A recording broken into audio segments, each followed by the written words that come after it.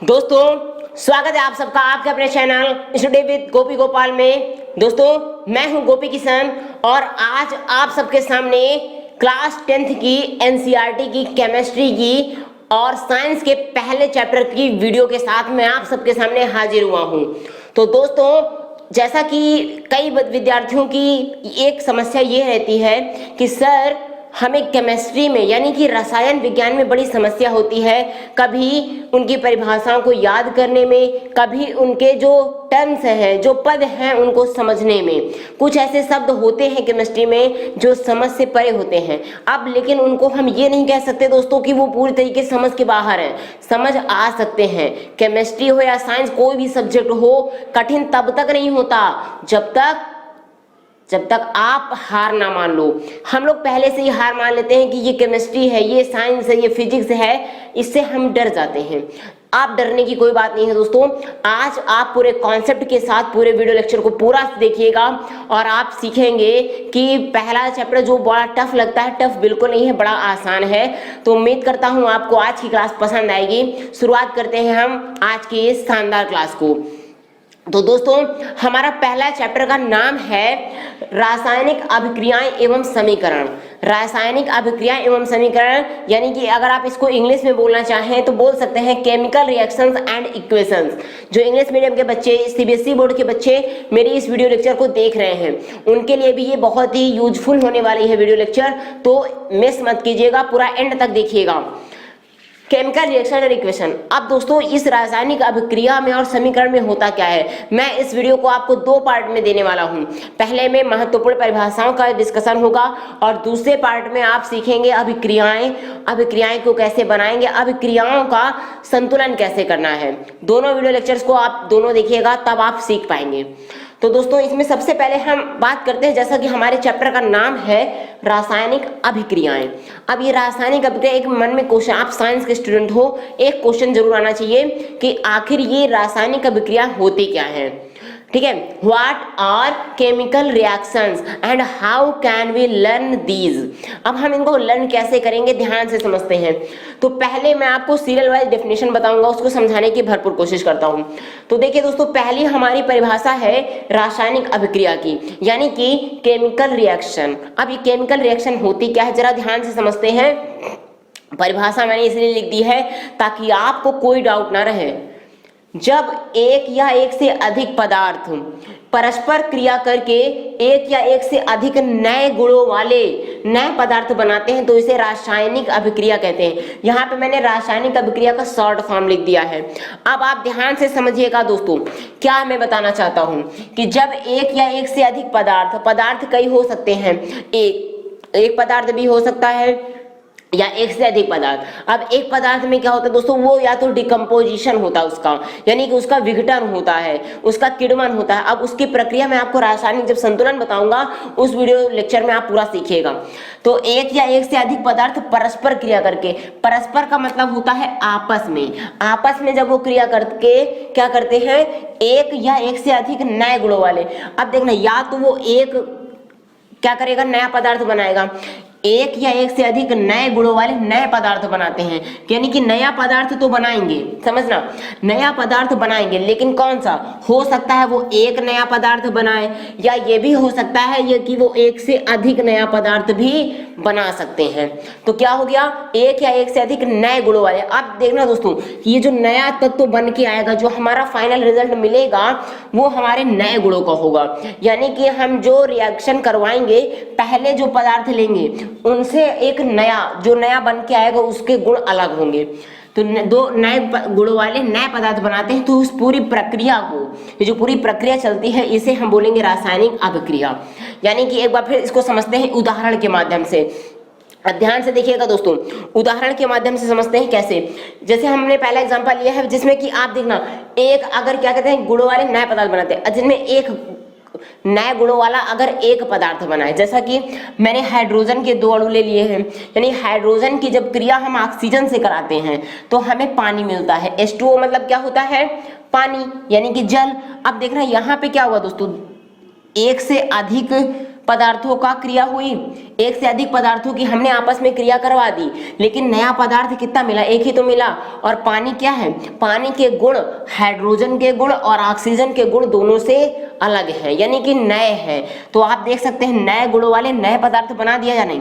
तो जब हाइड्रोजन और ऑक्सीजन की क्रिया कराएंगे तो पानी बन जाएगा, यानी कि 2H2 + O2 जो रिएक्शन होता है गिव्स आउट 2H2O। इसको बोलेंगे कैसे, जरा समझने की कोशिश करिएगा, रिएक्शन को बोलते कैसे हैं। 2H2 + O2 gives out 2H2O।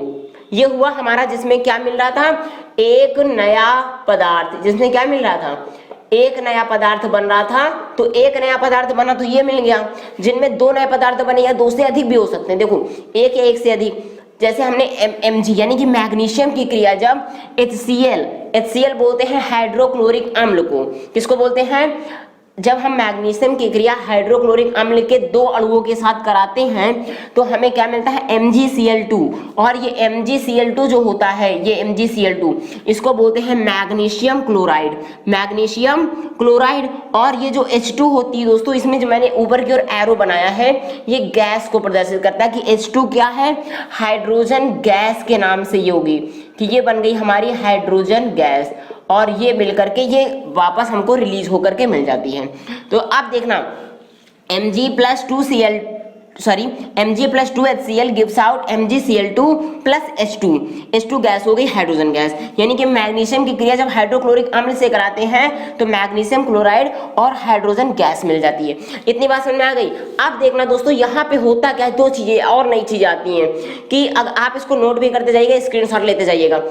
ये जो नए जिन पदार्थों की हम आपस में क्रिया कराते हैं, पहले जिन पदार्थों को हम लेते हैं जिनसे क्रिया करानी है, इन पदार्थों को हम बोलते हैं अभिकारक। क्या बोलते हैं, अभिकारक। क्योंकि जो अब एक भी हो सकता है, दो भी हो सकते हैं, तीन भी हो सकते हैं, एक से अधिक हो सकते हैं, ठीक है। तो जिनकी हम अभिक्रिया कराते हैं ये कहलाते हैं अभिकारक।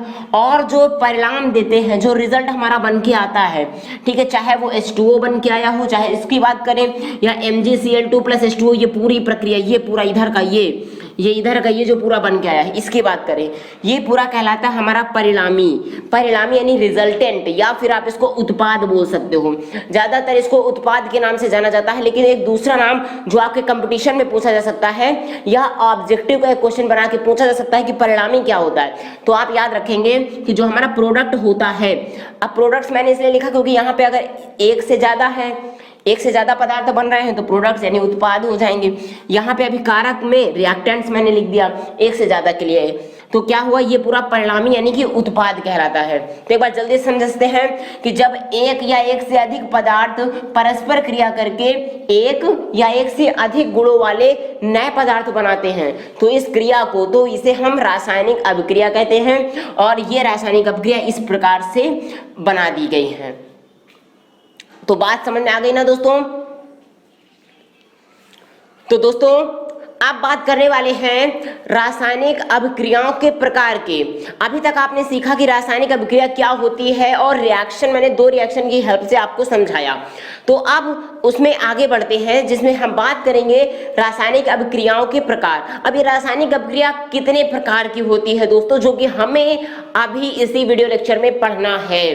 तो देखते हैं, ये रासायनिक अभिक्रिया होती तो कई प्रकार की है, जिनमें से पहला होता है संयोजन अभिक्रिया। संयोजन अभिक्रिया को हम दोस्तों योगात्मक अभिक्रिया के नाम से भी जानते हैं। पहली अभिक्रिया कौन सी हो गई, संयोजन अभिक्रिया या फिर योगात्मक अभिक्रिया, जिसको हम लोग कॉम्बिनेशन रिएक्शन बोलते हैं। कॉम्बिनेशन रिएक्शन ये हो गई पहली टाइप। दूसरा होता है वियोजन अभिक्रिया यानी कि डिकम्पोजिशन रिएक्शन। दूसरी कौन सी होती है, वियोजन अभिक्रिया। अभी मैं इनका पूरा एक्सप्लेनेशन भी करूंगा, पहले आप ये डायग्राम देख करके इसको समझने की कोशिश कीजिए कि कितने प्रकार के हो गए। वियोजन अभिक्रिया, डिकम्पोजिशन रिएक्शन। अब ये डिकम्पोजिशन रिएक्शन जो होती है दोस्तों, ये भी दो प्रकार की होती है। पहली होती है ऊष्मीय वियोजन, यानी वियोजन जो होता है, वियोजन यानी कि डिकम्पोजिशन टुकड़ों में बांटना, ठीक है, अलग अलग खंडों में बट जाना। अब ये भी दो तरीकों से होता है। पहला होता है ऊष्मीय, नाम से पता चल रहा है, जिसमें ऊष्मा से परिवर्तन होगा, यानी हीट टेम्परेचर बदलाव कर देंगे, गर्मी दे देंगे तो ये चेंज हो जाएगा। तो और दूसरा विद्युत वियोजन। विद्युत वियोजन में इलेक्ट्रिसिटी के द्वारा यानी कि विद्युत के माध्यम से करेंगे। तो जरा ध्यान समझिएगा, तो वियोजन अभिक्रिया दो प्रकार की होती है, ऊष्मीय वियोजन यानी कि थर्मल डिकम्पोजिशन। पहला क्या हो गया, थर्मल डिकम्पोजिशन। दूसरा होता है विद्युत वियोजन। थर्मल का मतलब हो गया कि ऊष्मीय से संबंधित। विद्युत वियोजन, विद्युत वियोजन को हम बोल सकते हैं इलेक्ट्रोलिसिस।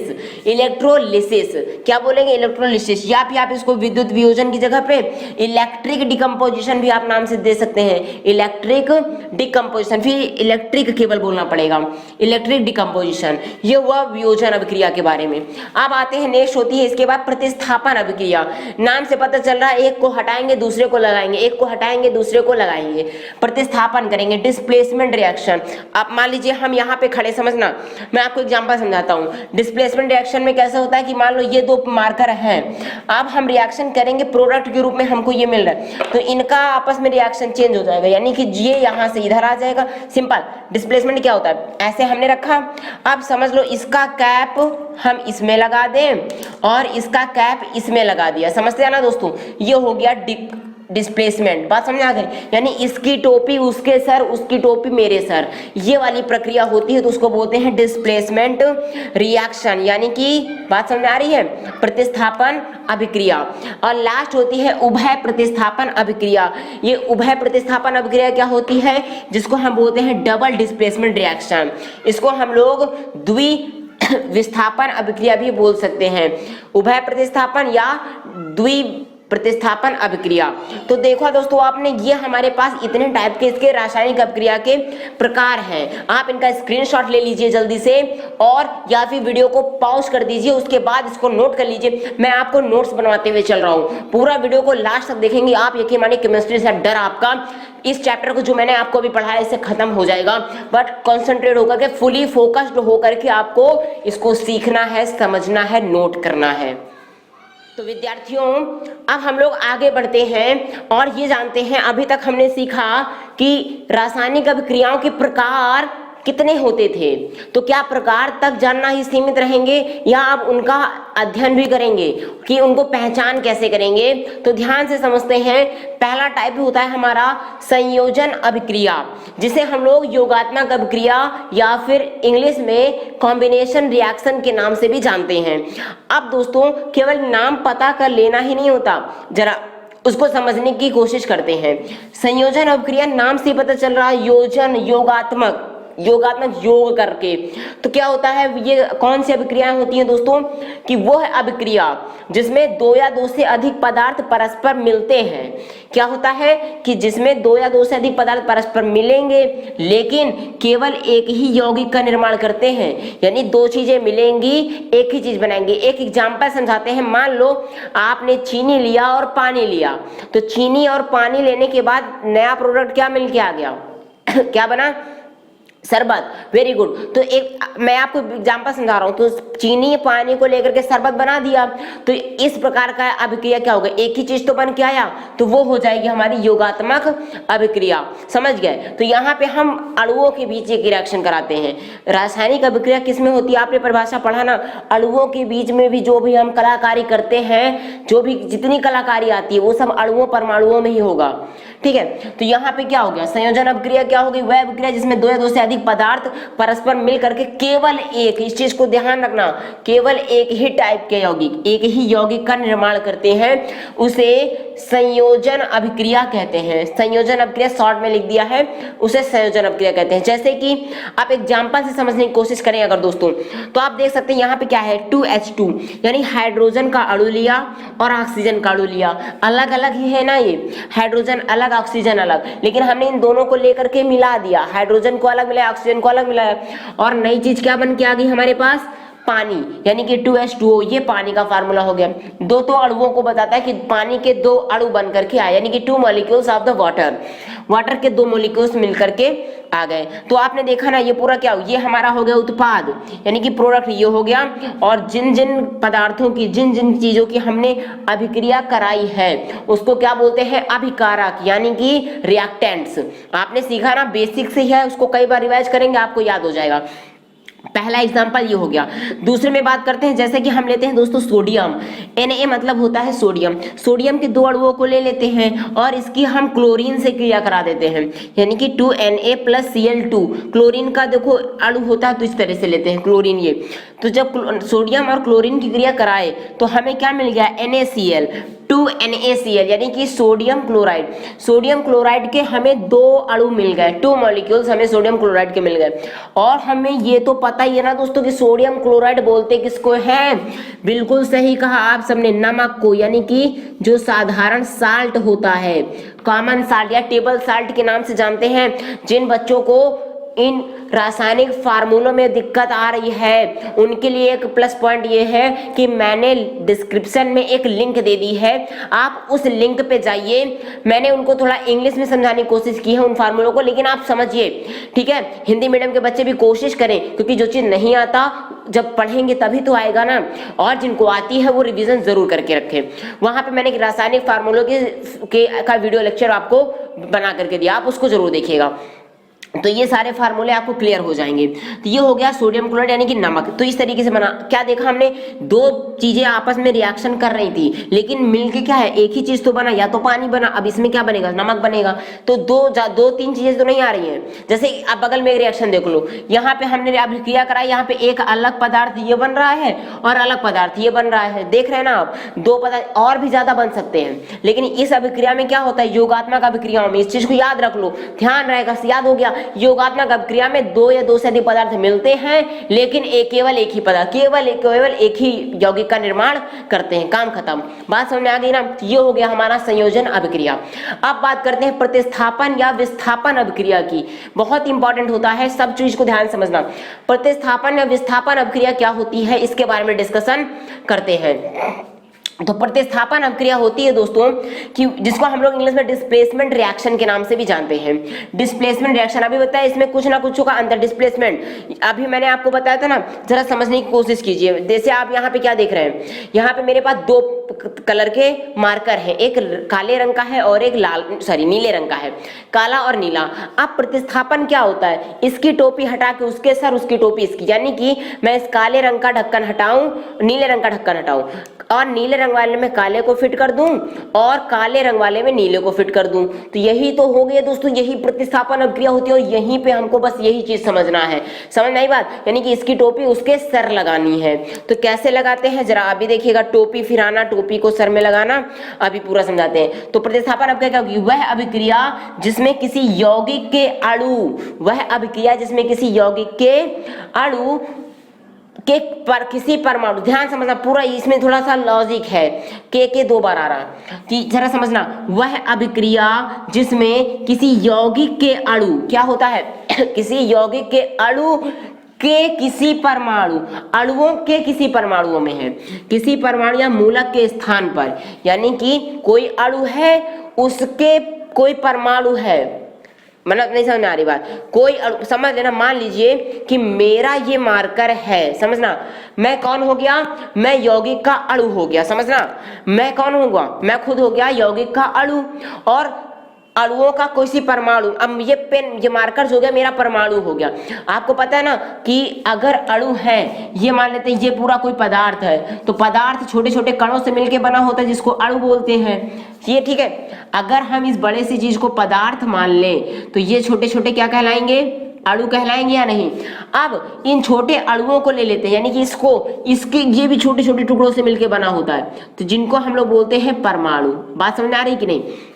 तो छोटे छोटे यानी अणुओं का एक पार्ट होता है ना परमाणु, अणुओं का ही छोटा सा, मतलब अणुओं के ही अंदर का स्ट्रक्चर होता है। तो यहाँ पे हम बात क्या कर रहे हैं कि वह अभिक्रिया जिसमें किसी यौगिक के अणु, हाँ तो मैं ये समझा रहा था, मान लेते हैं मैं कोई यौगिक का अणु हो गया, तो मेरा छोटा पार्ट ये हो गया, जो मुझसे निकला तो ये परमाणु हो गया, ठीक है। अब इसकी जगह पे समझना, ये जो मुझसे निकला परमाणु हो गया, ये दूसरे को इसकी जगह पे शिफ्टिंग ले ले, यानी कि किसी दूसरी चीज का, ये मेरा परमाणु है, किसी दूसरी चीज का लेकर के ये मेरी परमाणु में आके शिफ्ट हो जाए, नहीं बात समझे, मतलब किसी दूसरी चीज की आके मेरे उसमें, मैं किसी दूसरे की टोपी मेरे सर पे आके लग गई, तो इस प्रक्रिया के तहत ही होगा ये।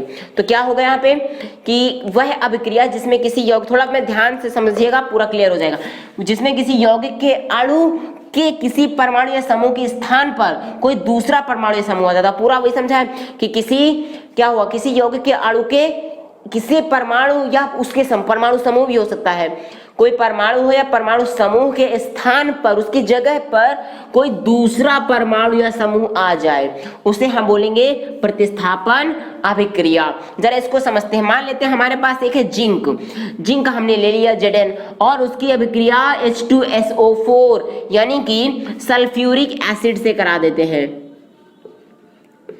सल्फ्यूरिक एसिड H2SO4 को क्या बोलते हैं, सल्फ्यूरिक अम्ल यानी कि तेजाब।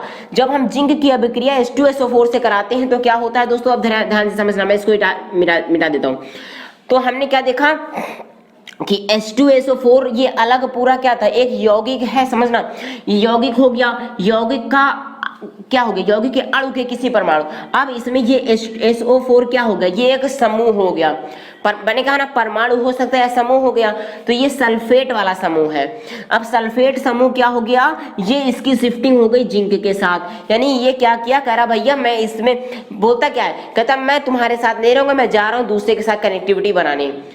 जैसे आपके पास पैसे आ गए तो आप करेंगे क्या, आप अपने एक दोस्त गरीब है, एक दोस्त पैसे वाला है, तो पहले आप सोचेंगे किसके पास जाना सही रहेगा, इसके पास या उसके पास। तो पता है पहले आप बीच में होंगे, या आप गरीब वाले दोस्त के साथ बिल्कुल साथ में होंगे कि यार दोस्त मैं तुम्हारा बिल्कुल बहुत खास वाला दोस्त, बिल्कुल लंगोटिया वाला यार हूँ।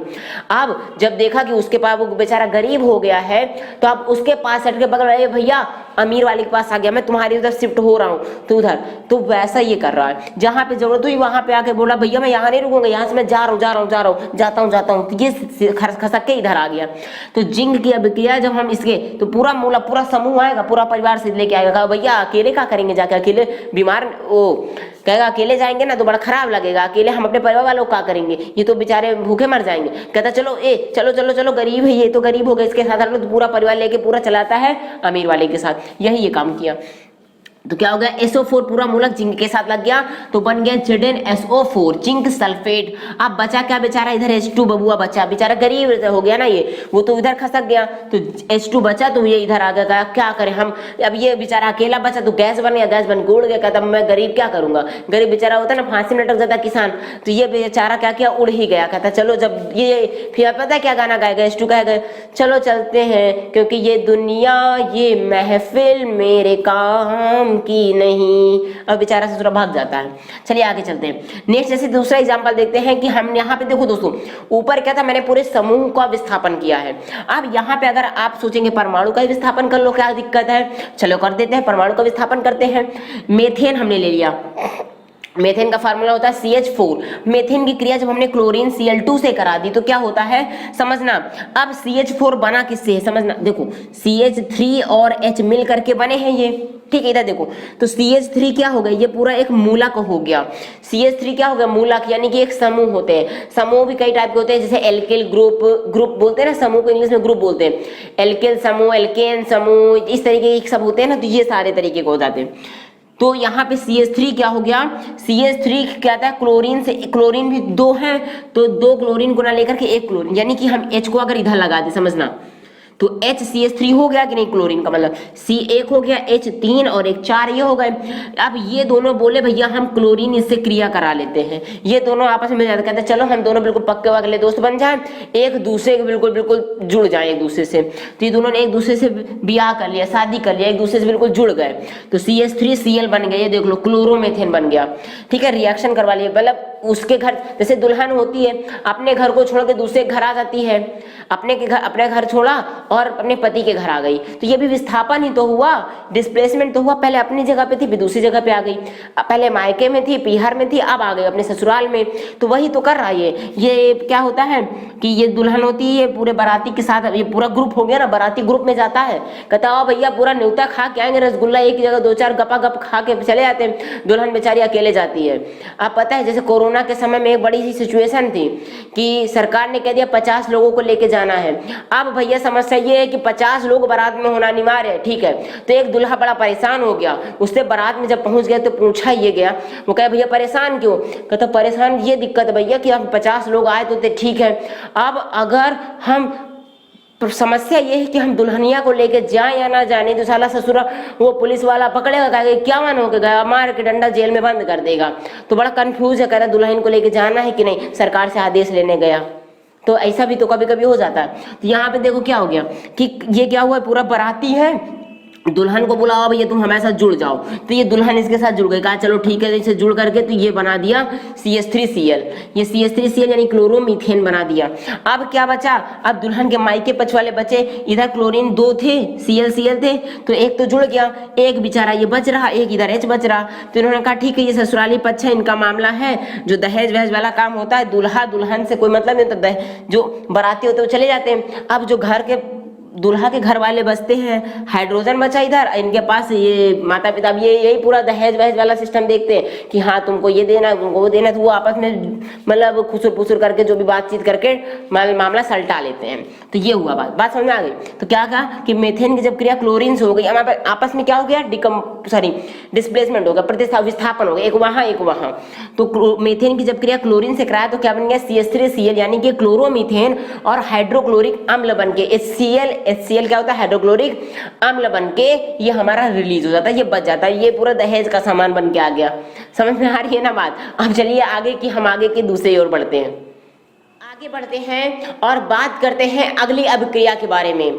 तो ये अगली अभिक्रिया होती कौन सी है, तो आपको आगे बता दूं, अगली अभिक्रिया का नाम है दोस्तों हमारी वियोजन अभिक्रिया।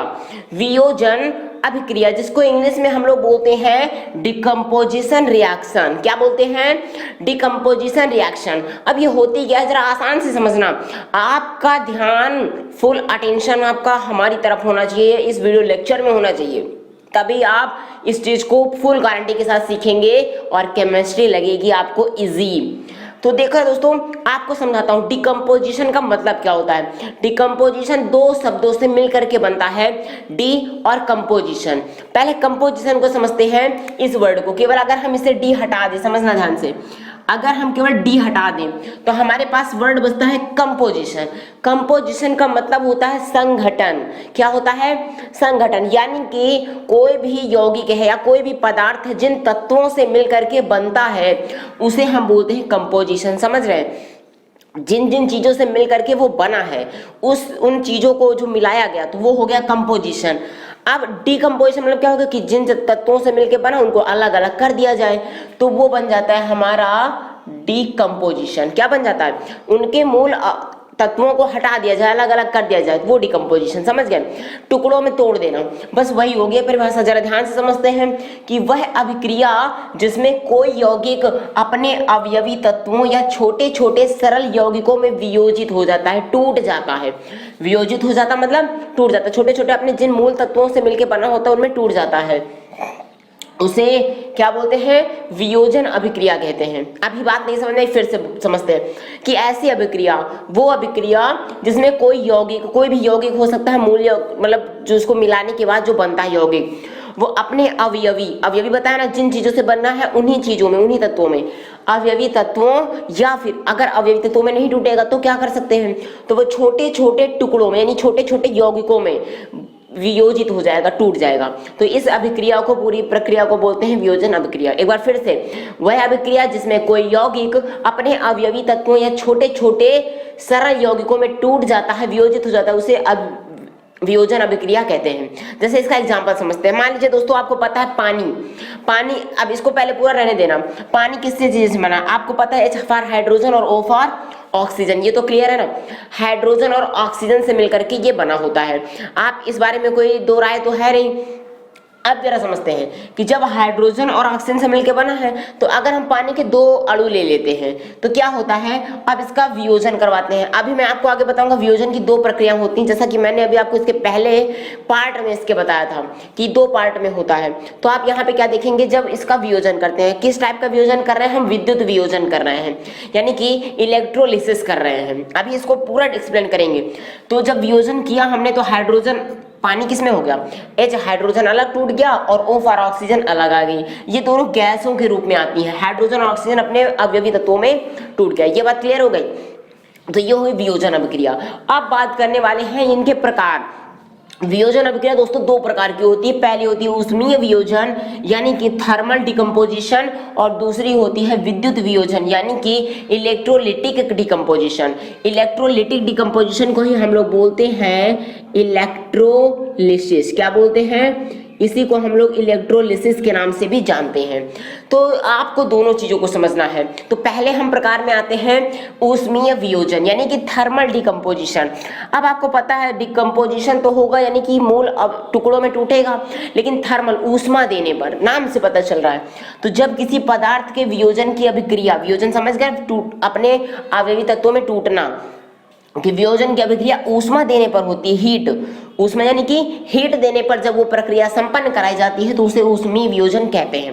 ध्यान से फिर से समझ लीजिए कि जब किसी पदार्थ के वियोजन की अभिक्रिया, किसी पदार्थ को उसके अवयवी टुकड़ों में तोड़ने की जो प्रक्रिया होती है वो ऊष्मा देने पर होती है, हीट को देने पर, जब हम उसको हीट देंगे तो होती है, तो उसे ऊष्मीय वियोजन कहते हैं। अब लेकिन एक बात होती है दोस्तों कि ऊष्मीय वियोजन ये तो हुआ कि जब तक उसमें हीट देंगे, गर्मी देंगे, तब तक वो टुकड़ों में टूट जाएगा, लेकिन वापस ठंडा करने पे अपने मूल रूप में वापस आ जाता है। आगे देखेंगे जैसे NH4Cl हमने लिया यानी कि अमोनियम क्लोराइड, ये एक यौगिक होता है। अमोनियम क्लोराइड को जब हमने गर्म किया, आप देखो यहाँ पे त्रिभुज जैसा एक संरचना बनी है। त्रिभुज को हम बोलते हैं कि गर्म करने पर, रसायन विज्ञान में जब किसी चीज को गर्म किया जाता है यानी ऊष्मा दी जाती है तो उसमें हम त्रिभुज का सिंबल बना देते हैं। ठीक है, तो जब NH4Cl अमोनियम क्लोराइड को हम गर्म करते हैं तो क्या मिलता है? देखो टुकड़ों में टूटा, अभी क्या हो गया, तो अवयवी तत्वों में टूट गया। अब अवयवी तत्व ये थोड़ी ना कि नाइट्रोजन अलग, हाइड्रोजन अलग, क्लोरीन अलग, ऐसा नहीं हुआ। फिर क्या हुआ? छोटे छोटे सरल यौगिकों में, दोनों चीजों को क्लियर कर रहा हूं, यहाँ पे अवयवी तत्वों में टूट गया था, देख लिया आपने। अब यहाँ पे क्या हुआ? छोटे छोटे सरल यौगिकों में, तो कोई बात नहीं, छोटा छोटा सरल यौगिक ये बन गया कि नहीं? एक बन गया अमोनिया NH3 और दूसरा बन गया HCl हाइड्रोक्लोरिक अम्ल, या इसको हम लोग हाइड्रोजन क्लोराइड के नाम से भी जानते हैं। नाम आप याद रखना। HCl के दो नाम क्या क्या हो गए, एग्जाम में पूछा जा सकता है, आप याद कर लो। HCl का पहला नाम होता है हाइड्रोक्लोरिक अम्ल यानी कि हाइड्रोक्लोरिक एसिड के नाम से भी जानते हैं, अगर एसिड के फॉर्म में पूछा जाए है। जब आपसे ये पूछा जाए कि ये इसका एक बिल्कुल आसान भाषा में नाम बता दो, तो H for hydrogen, Cl for chloride, hydrogen chloride, आप आसानी से बता सकते हो ना। इजी है ना, केमिस्ट्री बोलते जाओ। आगे, तो अमोनिया किसमें टूट गया? छोटे छोटे सरल यौगिकों में टूट गया, तो अमोनियम क्लोराइड, अमोनिया और हाइड्रोजन क्लोराइड, हाइड्रोक्लोरिक अम्ल।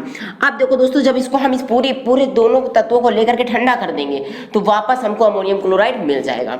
जैसे इसकी दूसरी रिएक्शन देखिए, CaCO3 यानी कि कैल्शियम कार्बोनेट को लेते हैं। कैल्शियम कार्बोनेट अंडे का छिलका टाइप का, वो भी कैल्शियम कार्बोनेट का ही बना होता है। कैल्शियम कार्बोनेट को ले लिया, इसको गर्म कर देते हैं। गर्म करने पे ये CaO यानी कि कैल्शियम ऑक्साइड में बदल गया। कैल्शियम ऑक्साइड खड़ा चूना जो होता है ना, गट्टा गट्टा जैसे चूना आता है, वो कैल्शियम ऑक्साइड में बदल गया और CO2 यानी कि कार्बन डाइऑक्साइड नाम की गैस रिलीज हो जाएगी। ये ऊपर तीर का चिन्ह जो है वो ये बताता है दोस्तों कि इससे गैस रिलीज हो रही है। क्या बन रही है? गैस रिलीज हो रही है, गैस बन रही। तो क्या अब इस पूरी प्रक्रिया को लेकर के हम पूरे जो अवयवी तत्व हैं, या ये कह सकते हैं छोटे छोटे सरल यौगिक, इनको हम मिला के ठंडा कर दें तो फिर CaCO3 बन करके आ जाएगा। तो ये हुई अभिक्रिया हमारी ऊष्मीय वियोजन की। एक बार फिर से रिमाइंड करके आप देखना, पूरे वीडियो लेक्चर को पूरा आपको समझ में आ जाएगा। अब बात करते हैं दूसरे टाइप की, इलेक्ट्रोलिसिस की, यानी कि विद्युत वियोजन, या फिर हम जिसको इलेक्ट्रोलाइटिक डिकम्पोजिशन बोलते हैं। अब इसके नाम से पता नहीं चल रहा कि डिकम्पोजिशन होगा, टुकड़ों में बटेगा, लेकिन किसकी वजह से? विद्युत की वजह से, जब इलेक्ट्रिसिटी को उसमें प्रोवाइड करेंगे।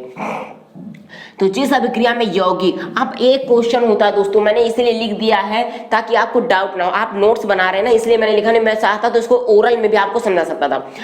तो आप इसको नोट्स बनाते जाइएगा, इंपॉर्टेंट है। जिस अभिक्रिया में यौगिक, अब ये यौगिक किस रूप में होने चाहिए? इसमें तो ठीक है, किसी भी रूप में हो गए, ठोस भी हो गए, ठीक है, लेकिन इसमें किस रूप में होना चाहिए? या तो गलित अवस्था में, लिक्विड फॉर्म में होना चाहिए, लिक्विड स्टेट में, या फिर आप ये कहते हैं जलीय विलयन में, या उसका पानी में घोल बना दो। जलीय विलयन क्या होता है? वाटर सॉल्युबल, यानी कि पानी में जब घोल दिया जाता है तो उस तरीके का जब हमारे पास यौगिक मिलता है। ठीक है, समझ रहे हैं ना? तो जब अभिक्रिया में यौगिक जो गलित अवस्था में हो या फिर जलीय विलयन का हो, ठीक है, समझ गए? यौगिक किस प्रकार का होगा, इसकी प्रकृति आपको बता देगा। नेचर यौगिक की कैसे होगी? ऐसी होगी लिक्विड में। तो जिस अभिक्रिया में यौगिक का वियोजन विद्युत प्रवाहित करने पर होता है, विद्युत प्रवाहित करे, इलेक्ट्रिसिटी प्रोवाइड करे, तब उसका वियोजन हो, वो अपने टुकड़ों में बटे, तो इस प्रकार की अभिक्रिया को हम लोग विद्युत वियोजन कहते हैं। वीवी विश्वविद्यालय ना समझ लेना, बड़े महानुभाव हो तुम लोग, विश्वविद्यालय नहीं है ये, विद्युत वियोजन। और इधर क्या था, ऊष्मीय वियोजन। आप समझ गए। तो विद्युत धारा प्रवाहित करने पे जब इसका डिकम्पोजिशन होगा, अब जैसे कि मैंने लिया NaCl यानी कि नमक, सोडियम क्लोराइड होता है इसका नाम। अब जब हमने सोडियम क्लोराइड, आपको नाम बार बार नहीं लिख रहा हूँ क्योंकि पीछे मैंने आपको बता दिया इसका नाम लिख करके, NaCl होता है सोडियम क्लोराइड, Na+Cl। अब देखना दोस्तों यहाँ पे क्या होता है, जब इसका हम विद्युत वियोजन करें, यानी कि नमक को पानी में घोल दें, समझना, नमक को जब पानी में हम घोल देते हैं तो क्या होता है कि और उसमें इलेक्ट्रिक मतलब करंट को फ्लो करें, इलेक्ट्रिसिटी प्रोवाइड कर दें उसको, तो पता है सोडियम अपने मूल तत्वों में अलग आ जाता है, 2Na अलग हो गया और क्लोरीन अलग हो जाता है। अगर आपको कभी करना हो तो इसको ध्यान से करना, बड़ी सावधानी से लेकिन करना है। कोशिश करिएगा किसी बड़े के देखरेख में, आप अपने केमिस्ट्री टीचर की देखरेख में ही आप ये प्रैक्टिकल करें, अदरवाइज आप अकेले होने पे बिल्कुल मत करिए, क्योंकि कुछ इससे कोई दुर्घटना होने की संभावना भी हो सकती है। सो इसके बारे में आपको ध्यान रखना है, ठीक है। तो NaCl को जब हम टुकड़ों में तोड़ते हैं तो क्या हो जाता है, 2Na+Cl2, यानी कि सोडियम और क्लोरीन अलग अलग तत्वों में विभाजित होता है, तो अवयवी कणों में बट गया कि नहीं, तो ये हो गया अवयवी कणों के रूप में, ठीक है, जिसमें विद्युत वियोजन द्वारा हो गया। अब दूसरी अभिक्रिया जैसे होती है एल्यूमिनियम ऑक्साइड, हम ले लेते हैं Al2O3, एल्यूमिनियम ऑक्साइड। अब देखो दोस्तों Al2O3 है, इसका जब विद्युत वियोजन करवाते हैं तो एल्यूमिनियम अलग हो जाता है, Al अलग हो गया और ऑक्सीजन अलग हो गया। अब क्वेश्चन यहाँ पे मेरा क्या है आप सबके लिए, जरा ध्यान से समझना, मूल तत्वों में तो बट गया, अब लेकिन यहाँ पे जरा आप तीर का निशान देखो, मैं आपको थोड़ा हाईलाइट के दे रहा हूँ, यहाँ पे तीर का निशान आपको सेम लगाना, मैं समझाने के लिए इसको अलग चिन्ह से प्रदर्शित कर रहा हूँ। ये देखो यहाँ पे एक तीर ऊपर की ओर जा रहा है और एक तीर नीचे की ओर जा रहा, तो ऊपर तीर जा रहा है, इसका मतलब आपको क्लियर होगा कि ये क्या हो गया, गैस के रूप में निकल रही है, यानी कि ऑक्सीजन गैस बन के निकल रही है। बचा ये एल्युमिनियम, तो एल्युमिनियम का क्या फंडा भैया, एल्युमिनियम का कैसे है, क्या नीचे जा रही गैस बन के, ऊपर नीचे जा रही, नहीं, कि गैस नहीं बन रही है, ये अवक्षेप बन रहा है। अब अवक्षेप क्या होता है जरा समझने की कोशिश करना। एल्युमिनियम का जब ये विघटन होता है यानी वियोजन होता है तो ये एल्युमिनियम अवक्षेप के रूप में आती है। किस रूप में आती है, अवक्षेप। अब ये दोस्तों अवक्षेप क्या होता है इसको समझते हैं। अवक्षेप का मतलब होता है कि जब कोई चीज ठोस रूप में मिले, ठीक है, ठोस रूप में, पाउडर रूप में, ठोस रूप में मिले और जमीन की तली पे बैठ जाए तो उसको हम बोलते हैं अवक्षेप। तो ये जब विद्युत धारा पानी में हमने मिला दिया, ठीक है, पानी में मिलाने पर जब इस प्रकार की है एल्युमिनियम ऑक्साइड को मिला दिया तो एल्युमिनियम का अवक्षेप यानी एल्युमिनियम अलग तत्व के रूप में जमीन पे बैठ जाएगा, अवक्षेप के रूप में, तली में, जिस बर्तन में आपने घोल बनाया होगा उस बर्तन की तली पे वो बैठ जाएगा और ऑक्सीजन रिलीज होकर के ऊपर आपके क्या कहते हैं वातावरण में चली जाएगी। तो आपको ये बात समझ में आई ना, ये हुआ हमारा वियोजन अभिक्रिया और वियोजन अभिक्रियाओं के प्रकार, ऊष्मीय वियोजन और विद्युत वियोजन। तो दोस्तों अब आगे की ओर बढ़ते हैं और अपनी अंतिम परिभाषा जो कि आपने देखी थी जब मैं प्रकार बता रहा था, तो इधर साइड सबसे लास्ट में लिखी थी द्विप्रतिस्थापन अभिक्रिया। तो यही हमारी अंतिम है जिसमें हम लोग सीखेंगे इसके बारे में, आखिर ये कौन सी होती है जरा समझते हैं। इसका नाम होता है दोस्तों, दो नाम होते हैं, या तो हम लोग उभय प्रतिस्थापन अभिक्रिया के नाम से भी इसको जानते हैं या फिर इसको द्विविस्थापन अभिक्रिया के नाम से भी जानते हैं। अब उभय का मतलब आपको पता है कॉमन होता है, जो इसमें भी है उसमें भी, दो चीजों में शामिल है वो उभय कहलाता है। द्वि नाम से भी पता चला दो चीजों में का हो गया।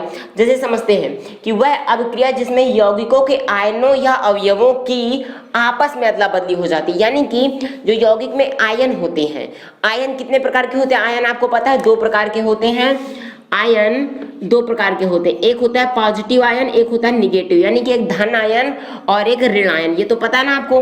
तो क्या होता है, आयनों की अदला बदली हो जाती है, यानी कि एक आयन दूसरे आयन के साथ में कनेक्टेड हो जाता है। अभी आपको समझाता हूँ, ठीक है। तो वह अभिक्रिया जिसमें यौगिकों के आयनों या फिर अवयवों की आपस में अदला बदली हो जाती है, एक्सचेंज कर लेते हैं अपने आप को।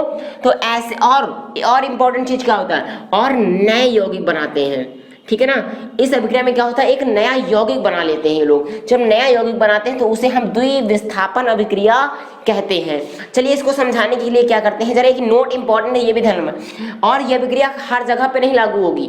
यह अभिक्रिया किसमें, यौगिकों के विलयनों के मध्य होती है। यानी कि यह अभिक्रिया किसमें होगी दोस्तों, विलयनों में। जब हम वाटर में कुछ चीज को घोल देते हैं तो उनके मध्य ये वाली अभिक्रिया होगी। जैसे कि अगर हम AgNO3 ले लें, AgNO3 क्या होता है, सिल्वर नाइट्रेट, ठीक है। Ag मतलब चांदी होता है ना, चांदी का जब नाइट्रेट ले लेते हैं यानी कि सिल्वर नाइट्रेट, और इसकी अभिक्रिया हम करा देते हैं NaCl से। समझते जाना, जब AgNO3 की अभिक्रिया हम NaCl से करा देते हैं तो समझना ये Ag जो होता है, ध्यान से मैं आपको इसको क्लियर करने के लिए बताता हूँ।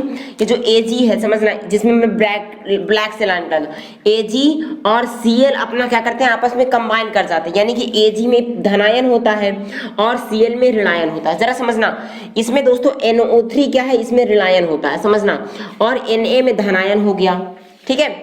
NaCl दो टुकड़ों से मिला, पहला हो गया धनायन, दूसरा हो गया ऋणायन NaCl। उसी प्रकार AgNO3, Ag में होता है धनायन। अब कितने धनायन होते हैं हमें उससे मतलब नहीं, पहले ये समझना धनायन होता है, और ये हो गया ऋणायन। तो आप क्या देखोगे कि एक धनायन Ag लिया ये वाला, और दूसरा ऋणायन ले लिया हमने Cl, तो इनको आपस में कंबाइन करा दिया, तो क्या बन के आ गया, AgCl बन गया। अब ये पूरा एक नया क्या हुआ, आयनों की अदला बदली हो गई कि नहीं। तो आयन जो थे वो भाई इसके सर पे था, वो इधर पहुंच गया, अदला बदली कर लिए। अब बचा क्या बेचारा, Na पॉजिटिव बचा, यानी Na धनायन, तो Na और NO3 इधर आकर के इसके साथ जुड़ गया। तो ये हुई बात आयनों की अदला बदली में इस प्रकार से। यानी कि जब AgNO3 सिल्वर नाइट्रेट की अभिक्रिया हम NaCl से कराते हैं तो द्विविस्थापन अभिक्रिया में क्या होता है, AgCl आपस में बन जाते हैं और NaNO3 यानी कि सोडियम नाइट्रेट अलग हो जाता है और सिल्वर क्लोराइड अलग हो जाता है, क्योंकि Ag सिल्वर और क्लोरीन का Cl आपस में मिल जाते हैं तो सिल्वर क्लोराइड और सोडियम नाइट्रेट बना देते हैं। अब जैसे आगे आते हैं, आप पहले इसकी रिएक्शन को नोट कर लेना, मैं समझा रहा हूँ, बाद में वीडियो को रिमाइंड करके स्क्रीनशॉट ले लेना ताकि आपके नोट्स बनते जाएं। नेक्स्ट होता है दोस्तों CuSO4 यानी कि कॉपर सल्फेट। अब आप देखिए कॉपर हो गया धनायन और सल्फेट हो गया हमारा ऋणायन, ठीक है, एक धनायन एक ऋणायन। तो जब धनायन हो गया इधर NaOH है, OH ऋणायन होता है, हाइड्रोनियम आयन इसको बोलते हैं OH को, और Na सोडियम हो गया धनायन। तो जरा समझते हैं दोस्तों कि जब हमने कॉपर और इसकी क्रिया करो तो कॉपर और इधर से क्या बन गया OH देखो इससे OH हमने ले लिया, लेकिन क्या OH अकेला आया, इसके पहले दो मॉलिक्यूल्स लगे हुए थे, ये देखो दो इसके पहले ही है। कहता भैया मैं पहले ही लगा हूं, तुम उसको भूल ना जाना, ठीक है ना, कि ये कहता है भाई तुम हमको भूल नहीं जाना, टू को भी लेके चलना। तो कॉपर कहता है ठीक, कॉपर तो अकेला ही है, कॉपर अकेला रहता है, लेकिन OH क्या करता है, जब दोनों रहते हैं तो दोनों मिलकर OH का होल ट्वाइस बना देते हैं। यानी कि बन जाता है, जब हम कॉपर सल्फेट की अभिक्रिया सोडियम हाइड्रोक्साइड से NaOH से कराते हैं तो CuOH का होल ट्वाइस यानी कि कॉपर हाइड्रोक्साइड बन के आ गया, ये और आपस में ये मिल गया। ये तो दो था इसलिए इसके हिसाब से दो लग गया, मिल गया, बचा क्या Na। अब Na यानी सोडियम के कितने अणु बचते हैं, दो अणु पहले लगा है, दो अणु वो बचेंगे तो वो तो लगेगी है साथ में। तो Na और SO4 सल्फेट का अलग जो आयन है वो अलग हो गया। तो देखो Na2SO4 सोडियम को भी बैलेंस कर दिया अणुओं को, Na2 सोडियम के दो अणु हैं, इधर भी दो अणु हैं, और सल्फेट का पूरा आयन इधर ही खिसक के आ गया तो SO4 आ गया। यानी कि क्या बन गया, कॉपर सल्फेट सोडियम हाइड्रोक्साइड की अभिक्रिया करने पे कॉपर हाइड्रोक्साइड CuOH का होल ट्वाइस बन के आ गया, और Na2SO4 यानी कि सोडियम सल्फेट, Na2 हो गया सोडियम और SO4 हो गया सल्फेट। तो देखा आपने, इस प्रकार से आयनों की आपस में अदला बदली हो गई, आपस में आयन क्या हुए, एक्सचेंज हो गए, और इस प्रकार से हमारी डबल डिस्प्लेसमेंट रिएक्शन संपन्न हो जाती है। तो आपको ये बात समझ में आई, थोड़ा बड़ा क्वेश्चन समझाया लेकिन आपको ये पूरा पहला क्वेश्चन हुआ। अभी आपको इसके बारे में आगे बताते हैं, आगे हम किन टॉपिक पे डिस्कस करते हैं, जरा ध्यान से समझते हैं विद्यार्थियों। अब कुछ अन्य प्रकार की भी परिभाषाएं होती हैं इस रासायनिक अभिक्रिया वाले चैप्टर में, यानी कि अभी तक मैंने जो आपको बताया वो पहला प्रश्न के अंतर्गत अगर विस्तार में आएगा तो उसमें आ सकता है, या अलग अलग रूप में भी आ सकते हैं। आप हर एक चीज को क्लियरली ध्यान से पूरे कंसंट्रेशन हो करके समझेंगे। तो दोस्तों अगले टाइप की परिभाषा आती है ऊष्माक्षेपी अभिक्रियाएं क्या होती हैं? ऊष्माक्षेपी अभिक्रिया और ऊष्माशोषी अभिक्रियाएं बड़ा ही इंपॉर्टेंट क्वेश्चन होते हैं ये दोनों ही, और एग्जाम में पक्का पूछे जाते हैं। ये आपके इंटरमीडिएट के सिलेबस में भी ये मिलेगा, इसलिए ये जो वीडियो लेक्चर है आपका पहला, ये इसको मिस मत करना, पूरा ध्यान से देखना, रिमाइंड करके देखना, अगेन एंड अगेन बार बार आप रिमाइंड करके देखना अगर कहीं पे डाउट लगे तो दोस्तों ऊष्माक्षेपी अभिक्रिया ये होती क्या है? इनको हम लोग इंग्लिश में बोलते हैं एक्सोथर्मिक रिएक्शंस। क्या बोलते हैं? Exothermic reaction. एक्सोथर्मिक रिएक्शन क्या होती है, जरा इसका समझते हैं कि वे अभिक्रियाएं जिनके संपन्न होने पर, यानी कि जब वो अभिक्रियाएं पूरी समाप्त हो जाती, कंप्लीट होने को आती हैं, या हो जाती है या होने को आती हैं, तो संपन्न होने पर उत्पाद के साथ साथ, यानी जो प्रोडक्ट मिलेगा उस प्रोडक्ट के साथ साथ, ये क्या हो गया हमारा PRODUCT, ये प्रोडक्ट हो गया, प्रोडक्ट के साथ साथ ऊष्मा यानी कि हीट भी हमें रिलीज होगी। इसमें क्या मिलेगा? हीट भी। मुक्त होती का मतलब रिलीज होती है, क्या होती है? रिलीज होती है। तो उसे हम लोग ऊष्माक्षेपी अभिक्रिया यानी कि एक्सोथर्मिक रिएक्शन कहते हैं। फिर से समझा देते हैं कि वे अभिक्रियाएं जिनके संपन्न हो, या ये कह सकते हो वे अभिक्रियाएं जिनमें उत्पाद के साथ साथ, वे अभिक्रियाएं जिनमें उत्पाद के साथ साथ ऊष्मा भी मुक्त होती है, हीट भी रिलीज होती है, उसे हम लोग या उस टाइप की रिएक्शंस को ऊष्माक्षेपी रिएक्शन, ऊष्माक्षेपी अभिक्रियाएं एक्सोथर्मिक रिएक्शंस कहते हैं। जैसे कि मान लीजिए हमने कार्बन लिया और ऑक्सीजन लिया, कार्बन और ऑक्सीजन का जब हम लोग रिएक्शन करवाते हैं तो carbon dioxide as a product यानी कि उत्पाद के रूप में हमें कार्बन डाइऑक्साइड तो मिल गई, प्लस पता है दोस्तों ये प्लस का चिन्ह ये बताता है, ये जो इधर का ये बचा है प्लस 94.3 KCAL। KCL मतलब होता है किलो कैलोरी। किलो कैलोरी हमको यानी कि 94.3 किलो कैलोरी की ऊर्जा, ऊष्मा भी मिल जाती है, एक्स्ट्रा मिलती है, ये रिलीज हो जाती है। क्या हुआ? मुक्त होती है, रिलीज होती है। तो ये मतलब इतना तो मिलेगा, कुछ इस रिएक्शन में कुछ ना कुछ हीट, कुछ गर्मी भी लगेगी आपको। तो ये मतलब कितनी गर्मी लगेगी? 94.3 किलो कैलोरी की ऊष्मा रिलीज होगी, तो इतनी ही हमको गर्मी लगेगी। दूसरी है, अगर हम मीथेन की अभिक्रिया ऑक्सीजन से करा देते हैं, यानी CH4+2O2, तो गिव्स आउट हमको क्या देता है? CO2, यानी कार्बन डाइऑक्साइड तो देगा ही देगा, साथ में पानी भी देता है, दो चीजें ये मिल गई। लेकिन इसके साथ साथ 213 किलो कैलोरी यानी कि 213 किलो कैलोरी की ऊष्मा भी रिलीज करता है ये अभिक्रिया। तो इसमें रिलीज हो रहा है ना एक्स्ट्रा, प्लस का चिन्ह ये बताता है कि रिलीज हो रही है, एक्स्ट्रा हो रहा है, तो एक्स्ट्रा वाली चीजें बाहर आती है, रिलीज हो जाती है। तो ये हुई ऊष्माक्षेपी अभिक्रिया, एक्सोथर्मिक रिएक्शन। नाउ अब बात करते हैं ऊष्माशोषी अभिक्रियाएं। ऊष्माशोषी, शोषी से नाम पता चला, शोषण करती है, यानी ऊष्मा को एब्जॉर्ब करती है। Endothermic reactions. एंडोथर्मिक रिएक्शंस क्या होती है, जरा इसको समझते हैं। एंडोथर्मिक रिएक्शंस के बारे में डिस्कशन करते हैं। एंडोथर्मिक रिएक्शंस होती हैं कि वे अभिक्रियाएं जिनमें ऊष्मा अवशोषित होती है। अभी मैंने लिखा था एब्जॉर्ब, तो वो भी है कि जिसमें क्या होती है? ऊष्मा यानी कि हीट एब्जॉर्ब हो जाती है, यानी बाहर से और जब चाहिए। पहले में क्या होता था, मेरे पास ज्यादा हो रहा, मैं दूसरे को बाहर कर रहा हूँ, दे रहा हूँ, ले जाओ। अब इसमें खुद को जरूरत पड़ेगी, ये खुद बोलेगा भाई मुझको एनर्जी दो, थोड़ी एनर्जी तुम दो, थोड़ी एनर्जी तुम दो, तो एक्स्ट्रा हीट लगेगी। तो वे अभिक्रिया जिनमें ऊष्मा अवशोषित होती है, एब्जॉर्ब होती है, उन्हें ऊष्माशोषी अभिक्रिया कहते हैं। जैसे कि अगर हम N2 ले लें, यानी नाइट्रोजन और ऑक्सीजन का रिएक्शन करवा दे, तो नाइट्रोजन और ऑक्सीजन के रिएक्शन करने पे क्या मिलता है? 2NO, और ये 2NO तो मिल गया, ठीक है। अब 2NO के साथ क्या मिला?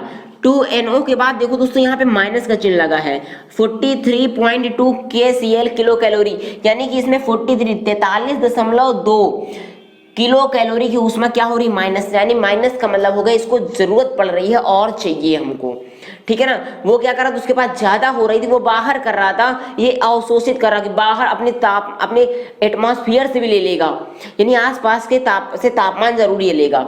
तो क्या होगा इस रिएक्शन में? 43.2 किलो कैलोरी की ऊष्मा ये एब्जॉर्ब कर लेगा, अवशोषित करेगा। दूसरी रिएक्शन है कार्बन का, जब हम लोग सल्फर से अभिक्रिया करा देते हैं, कार्बन की अभिक्रिया सल्फर से 2 अणुओं से, तो क्या होता है CH2 तो बन के आ गया एज अ प्रोडक्ट, ये उत्पाद के रूप में CH2 बन के आया, लेकिन 22 किलो कैलोरी क्या बना, ये 22 किलो कैलोरी, ये इसमें इसको इतनी ऊष्मा की आवश्यकता होगी एक्स्ट्रा, जो ये वातावरण से एब्जॉर्ब करेगा।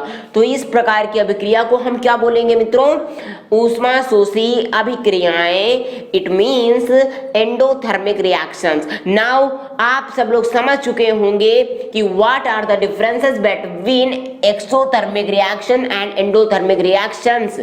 आप लोग अपनी प्रतिक्रिया जरूर बताइए, कमेंट बॉक्स आपका है, उसमें कुछ ना कुछ लिख करके बताइए कि क्या आपको क्लास समझ में आ रही है। ठीक है, तो इसके बारे में डिस्कशन करते हैं। अब एक टॉपिक और बचता है, उसको कंप्लीट करते हैं, रिडॉक्स अभिक्रिया। तो रिडॉक्स अभिक्रियाओं के बारे में क्या होता है, कैसे होती हैं, चलिए वीडियो को आगे तक देखते हैं। आगे की ओर बढ़ते हैं, जो कि आज के हमारे इस क्लास का एक अंतिम डेफिनेशन है और अंतिम कई चीजों के रूप में हम इनको पढ़ेंगे, और सबसे महत्वपूर्ण इस चैप्टर में यही है जो अब हम लोग सीखने जा रहे हैं। So pay attention to what I am teaching to all of you. जो मैं आपको पढ़ा रहा हूँ उस चीज को ध्यान से समझेंगे, पूरा कंसंट्रेशन आपका मेरी तरफ और व्हाइट बोर्ड की तरफ ही होना चाहिए। तो दोस्तों अब हम लोग पढ़ेंगे ऑक्सीकरण क्या होता है। ऑक्सीकरण यानी कि जिसको हम बोलते हैं ऑक्सीडेशन। ऑक्सीडेशन ये होता क्या है, आप देखो इसकी कई परिभाषाएं होती हैं, जिनमें से जो सबसे जरूरी परिभाषा वो मैं आपको बताता हूँ। यह है इलेक्ट्रॉनिक सिद्धांत के आधार पर। कभी कभी बच्चों को आता है लेकिन कंफ्यूज हो जाते हैं कि इलेक्ट्रॉनिक सिद्धांत अब ये क्या होता है। इसकी इस आधार पे इलेक्ट्रॉनिक सिद्धांत ये कहता है कि हम कोई भी परिभाषा बनाएं, उसमें इलेक्ट्रॉनों का योगदान किसी न किसी रूप में होगा, या तो वो इलेक्ट्रॉन कहीं से आके ऐड हो रहा होगा, जुड़ रहा होगा, या कहीं उसको हम दूर कर रहे होंगे, त्याग रहे होंगे। तो इसी आधार पे जो हम परिभाषाएं बनाते हैं वो ये हैं।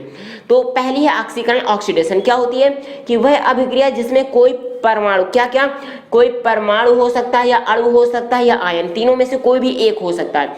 कोई परमाणु, अणु या फिर आयन क्या करता है, इलेक्ट्रॉन का त्याग करता है, इलेक्ट्रॉन को त्याग देता है, भैया जाओ हमको को तुम्हारा कोई काम नहीं है, उसको क्या करेगा, त्याग कर देगा, तो उसे ऑक्सीकरण कहते हैं। आप जरा समझने की कोशिश करना दोस्तों कि Zn में, जैसे एक एग्जांपल होगा, Zn में जब हमने 2 इलेक्ट्रॉन को क्या किया, माइनस मतलब त्याग दिया, तो क्या बन गया Zn2+। यानी कि इससे हमें समझ में ये आता है कि जब ऑक्सीकरण की प्रक्रिया होती है तो इलेक्ट्रॉन, जब हम इलेक्ट्रॉनों का त्याग करते हैं तो समझना, जब इलेक्ट्रॉन का त्याग किया तो क्या होता है, इलेक्ट्रॉन चूंकि ऋणावेशित होता है, इलेक्ट्रॉन में माइनस आवेश होता है। जब हम इलेक्ट्रॉन को त्याग करते हैं यानी माइनस कर देते हैं तो इलेक्ट्रॉन से क्या होता है, माइनस हट जाता है और जो संख्या होती है वो प्लस में आ जाती है। बात समझ में आ गई। यानी कि जैसे इसमें हमने क्या, तो क्या हुआ, जैसे एक सिंपल समझता हूँ, मान लीजिए आपके पास 10 रुपए हैं, अब आपने 10 रुपए किसी को दे दिया तो क्या होगा, आपके पास 0 रुपए बचेंगे। ठीक है, अब आपके पास 10 रुपए कर्ज के हैं, समझना, कर्ज मतलब माइनस क्या हो गया, कर्ज के। अब आपके पास 10 रुपया है लेकिन वो माइनस के हैं यानी कर्ज के। अब दोस्तों अगर आपके पास जो कर्ज वाला पैसा है वो आप किसी को, जिसका पैसा आप उसको दे दो, भैया ले जाओ मुझे नहीं चाहिए, आपने वो 10 रुपए क्या किया, उधार के थे, आपने किसी दूसरे को दे दिया कि भाई ले जा तू, तो अब आपके पास क्या होगा, आपके पास भले 0 बचेंगे लेकिन आपके पास क्या कोई आवेश होगा, नहीं, आपके पास कोई आवेश नहीं होगा, आप ऋणावेशी तो हो जाएंगे। यानी कि अब वो आपको गाली नहीं दे सकता, वो आपको कुछ नहीं सुना सकता। ठीक है, तो कहने का मतलब यहाँ पे ऐसा ही हो गया कुछ कि इलेक्ट्रॉन जब किसी को त्याग, कोई भी आयन या परमाणु या अणु इलेक्ट्रॉन को त्याग देता है तो वो धनावेशी तो हो जाता है, इस चीज को याद रखना। तो ऑक्सीकरण में यही प्रक्रिया होती है कि इलेक्ट्रॉन का त्याग करता है तो खुद धनावेशित हो जाएगा, जैसा कि आप इसमें देख सकते हैं।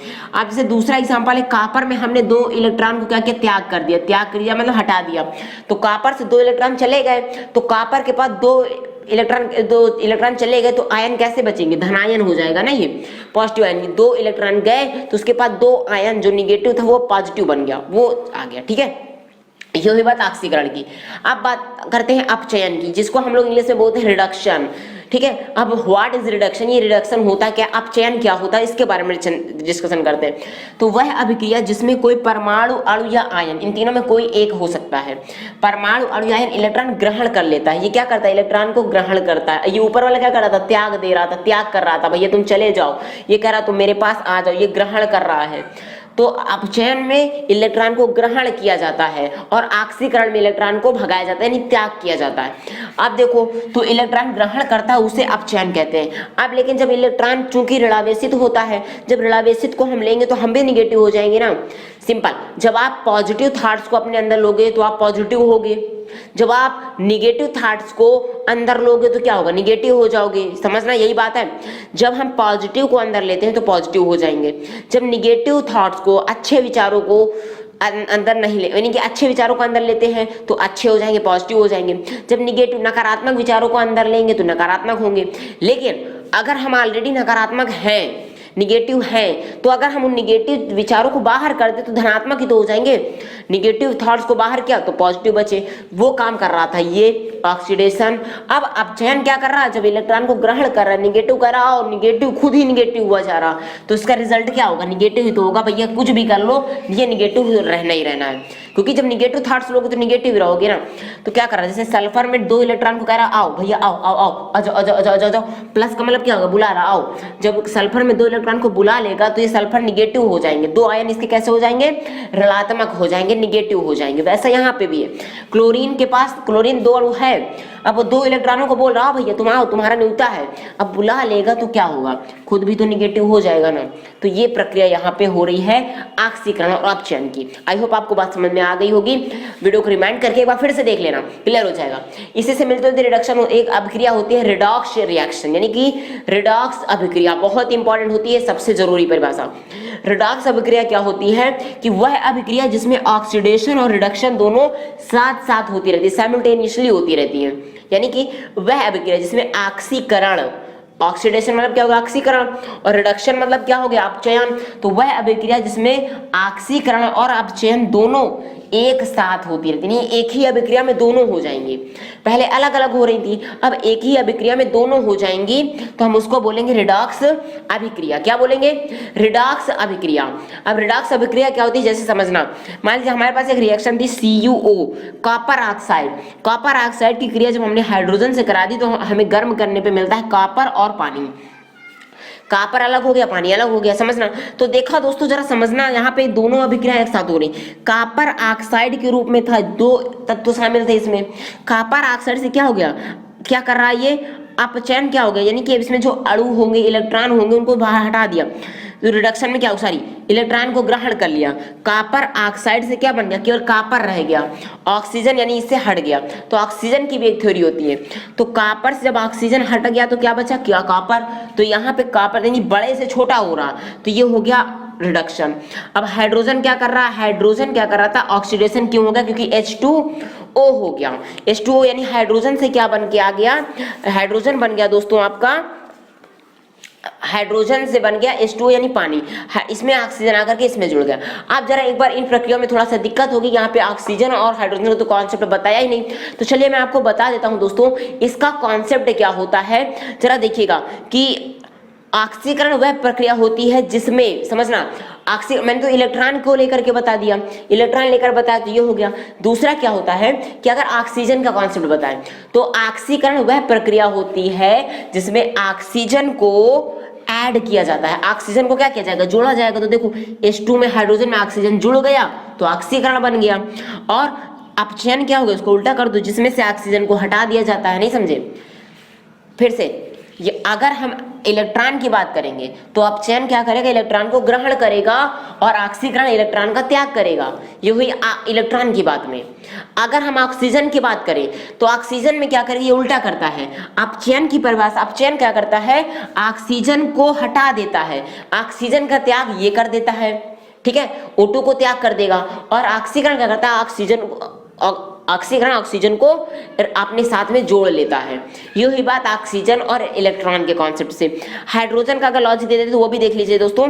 ये क्या होता है कि ऑक्सीकरण हाइड्रोजन को भी रिमूव कर देता है, यानी इलेक्ट्रॉन और हाइड्रोजन का क्या करता है, फिर से समझ लो, इलेक्ट्रॉन और हाइड्रोजन का ये त्याग करता है, ठीक है, इनका क्या करेगा, त्याग करेगा। लेकिन ऑक्सीजन जो होगा, ऑक्सीजन OXYZ, ऑक्सीजन को क्या करेगा, ये बोलेगा आओ जुड़ जाओ, प्लस कर लेगा, ऑक्सीजन को शामिल करता है। और ये इसी का उल्टा कर देता है, हाइड्रोजन और इलेक्ट्रॉन को क्या करेगा, ये ग्रहण करेगा और ऑक्सीजन को बोलेगा दूर हट, तो दूर हट। तो ये होती है प्रक्रिया इसमें। अब आपके बात समझ में आ गई? तो एक बार फिर से, रिडॉक्स अभिक्रिया क्या होती है कि ऐसी अभिक्रिया जिसमें ऑक्सीकरण और अपचयन दोनों एक साथ होते हैं उसे रिडॉक्स अभिक्रिया कहते हैं। जैसे कि इस अभिक्रिया में कॉपर ऑक्साइड से बन रहा था कॉपर, यानी कि ऑक्सीजन का क्या कर दिया इसने, हटा दिया, ऑक्सीजन को हटा दिया, तो ये बन गया हमारा रिडक्शन यानी कि अपचयन। और हाइड्रोजन से बन रहा H2O यानी पानी, हाइड्रोजन में ऑक्सीजन को जोड़ दिया, इसका मतलब ये हो गया ऑक्सीडेशन। बात समझ में आ गई आपको? चलिए मैं एक एग्जांपल और बताता हूं, जैसे ZnO+H2, इधर देख लो क्या करता हूं, इसको इरेज कर दूं, ध्यान से समझना। इसे रिडॉक्स अभिक्रिया के लिए हम लेकर के चलते हैं आपको, इसको बारे जरा ध्यान से समझते हैं। रिडॉक्स अभिक्रिया बहुत इंपॉर्टेंट है दोस्तों, आप सबको ध्यान से सीखना तभी ये चीज क्लियर हो पाएगी। जैसे कि मैंने क्या कहा, ZnO+H2, ZnO+H2, जब इसको हम रिएक्ट करवाते हैं तो क्या बनता है हमारे पास, Zn+H2O। क्या बन गया, Zn+H2O। ध्यान से समझना। अब वहां पे क्या था, ऑक्सीजन का लॉजिक लिया हमने, यहाँ पे हाइड्रोजन को लेते हैं। तो जरा देखो पहले समझना, यहाँ पे Zn क्या करा, Zn ऑक्सीजन वाला है ना, Zn से क्या बन रहा, केवल Zn बन रहा है, यानी कि ऑक्सीजन का क्या किया, कमी हो रही ना, ऑक्सीजन को रिमूव किया। तो ऑक्सीजन को रिमूव कौन करता है, बोलो, ऑक्सीजन को रिमूव कौन किया, ऑक्सीजन को रिमूव किया नीचे वाला, यानी कि ये। तो ये हो गया अपचयन, क्या हो गया, ये हो गया रिडक्शन। अपचयन ऑक्सीजन को हटाएगा ना, ऑक्सीजन क्या, यहाँ पे देखो समझना, यहाँ पे जब ऑक्सीजन जुड़ रहा था तो देखो ऑक्सीजन जुड़ गया, कम था ज्यादा हो गया तो ऑक्सीडेशन हो गया, ऑक्सीकरण। जब इससे हट गया तो अपचयन, तो यहाँ पे हट ही तो रहा, देखो O क्या हो रहा है, हट रहा है। जब O हट रहा तो क्या हो गया, रिडक्शन, अपचयन हो गया। और हाइड्रोजन का क्या हो रहा है, हाइड्रोजन से H2 से H2O बन रहा, तो ये बन रहा हमारा ऑक्सीडेशन यानी कि ऑक्सीकरण। तो समझ में आई ना बात दोस्तों? तो उम्मीद करता हूं दोस्तों कि आपको ये चीज क्लियर हो गई होगी। अगर फिर भी किसी तरीके की कोई प्रॉब्लम होती है तो आप वीडियो को पहले तो रिमाइंड करके स्टार्टिंग से फिर से देखिए, आप इसके नोट्स बनाइए। फिर भी अगर कोई दिक्कत होती है तो कमेंट बॉक्स आपका है, आप कमेंट बॉक्स में अपनी प्रतिक्रिया लिख के जरूर बताएं। मैं उस कमेंट बॉक्स को पढ़ूंगा, आपके कमेंट को पढ़ूंगा, पर्सनली कमेंट को पढ़ूंगा। उसके बाद आपकी जो क्वेरी होगी मैं उसको नेक्स्ट वीडियो में पूरी तरीके से सॉल्व करूंगा। तो होप आपको पूरा वीडियो समझ में आया होगा, आपने सीखा होगा। और अगर आप अपने दोस्तों की हेल्प करना चाहते हैं तो इस वीडियो को उन तक शेयर जरूर कर दीजिए। और साथ ही साथ जो क्लास 10th के बच्चे हैं, जैसा कि आपको पता है कि एग्जाम कैंसिल होने से रहे, एग्जाम होने हैं, तो आप उन बच्चों की हेल्प कर दो जिनको ये प्रॉब्लम होती है, जो पहली बार भी पढ़ रहे होंगे वो भी समझ जाएंगे। तो मिलते हैं दोस्तों अब नेक्स्ट वीडियो में, जिसमें हम आपको बताएंगे समीकरण को बैलेंस कैसे करते हैं। तो सेकेंड पार्ट भी आप जरूर देखिएगा। तब तक के लिए जय हिंद।